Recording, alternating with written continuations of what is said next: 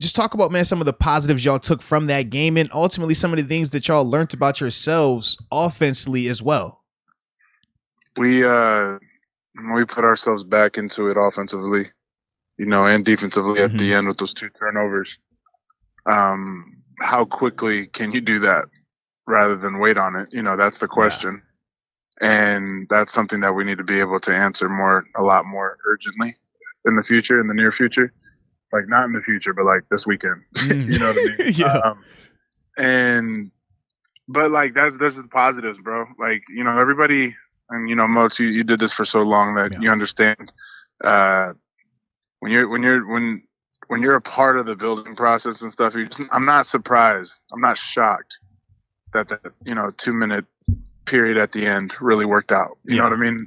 Obviously it didn't work out. We didn't score, but you get my point. Like we're right there. We're a catch away from a walk-off home run, and it and that's no diss to Pat. I know it hurt him, but he also had some dope plays, and also he's the one that got himself open. No, what seriously, I'm saying? yeah. I know that really hurt us. We saw him in the locker room, but what I'm trying to say is you're not shocked that you do that. You're more hurt that you didn't execute.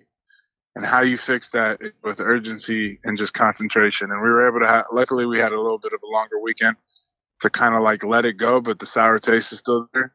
Do you get what I'm saying? You just show up to work on Wednesday. So would you say that that's probably been the biggest reason for the up and down performances offensively this year? Would you consider it that part, the urgency, or what would you think it is? I think it is the sense of urgency in doing and getting in the groove. Okay. I think it's a timing, tempo, execution. I think those like 3 things, they sum it up, like penalties in one phase of the game, and then turning it over in another phase of the game or the phase of the season. And it just seems like each quarter of the season we have a different reason of not being urgent, if that makes sense. Yeah. Now, could you talk specifically about the O-line? It looked like they were getting after us a little bit in the first half, but then second half with the comeback, specifically probably like late in the third quarter and fourth quarter, felt like Ben had time. He was able to wheel and deal. Could you talk about the changes that were potentially made from the first half to the second half? It gets to the bottom line that it's us, it's everybody, it's a collective unit. I really can't answer that without giving scheme. So, yeah. Sure. Don't be giving up no scheme on here, man. We don't want no problems. No letters in the locker. That's something I would just have to grind the tapes myself and find out. Yeah, because if he gets fined for talking on our show, he's sending that fine to you, D. Okay? I still want to just do this once a week. I don't want to do this every day. Not yet.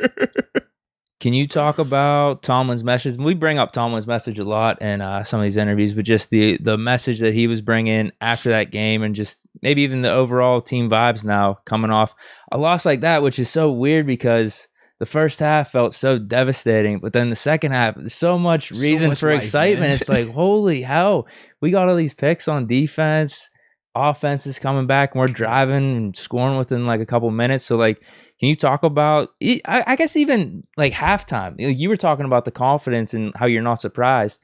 Do you still feel that way? Was that still the message coming out of halftime and then even after the game? Halftime, after the game, all around, Coach T is fired up and expects more. Because if you imagine like what halftime would be like after a half like that, yeah. It's a little bit soft, it's a little bit more, it's a little bit less aggressive post game just because the game's over and we're moving on to next week. But at the same time, it's hostile. I'm not going to lie. It's a stern, adult. It's a stern elder, adult. Parent, yeah. whatever you want to call it. You know what I mean? Like it's when Motzi looks at his son, you know what I'm saying? Like when he drops it, the same thing over and over again on the floor and doesn't clean it up. It's the same thing, right, Motz? Yeah. No question. No question, man. It's one of those types of things, Deke, that you and I and Motz are going to sit down in post-retirement podcast and have a conversation. I just can't talk about it now. I'm just going to be honest. Protect yourself at all times. It worked in the second half because the defense was pretty much locked down. I can't even bullshit an answer. Like I can't do it.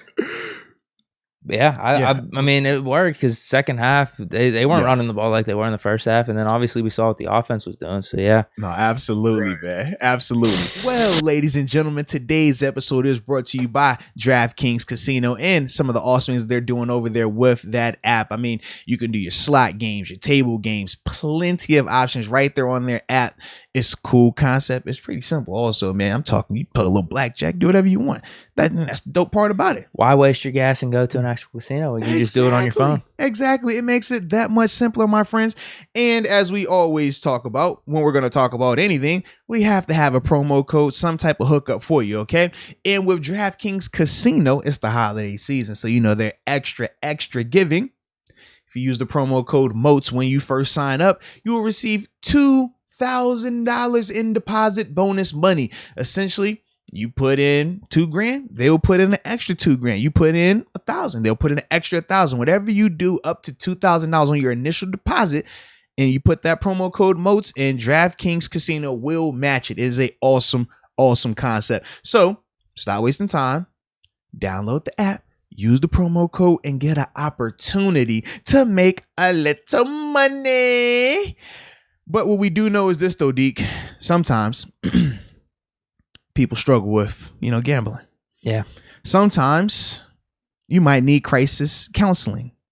Sometimes you might even need referral services, Deke. And you know what I would tell them? What's that? If you have a problem, you better call 1-800-GAMBLER. I say 1-800-GAMBLER. I say 1-800-426-2537.